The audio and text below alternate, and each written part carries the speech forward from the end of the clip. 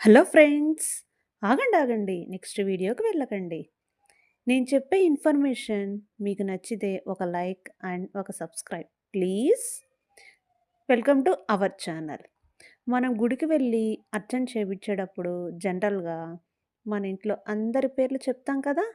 అదే మన ఇంట్లో పేరెంట్స్ ఎవరైనా కాలం చేసినప్పుడు మనతో మిగిలి ఉన్న వాళ్ళ పేర్లు చెప్పాలా? లేదా? అని ఎప్పుడైనా మీకు అనిపించిందా?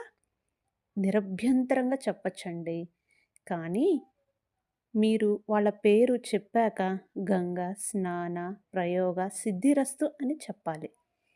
ఇలా చెప్పడం వల్ల అర్చన చేసిన ఫలం వారు కూడా పొందుతారు. ఇది అందరికీ ఉపయోగపడే ఇన్ఫర్మేషన్ అని అనుకోని షేర్ చేశానండి. సో, వీలైనంత ఎక్కువ మందికి షేర్ చేయాలనేదే నా ఆలోచన. Please like, share and subscribe. Thank you.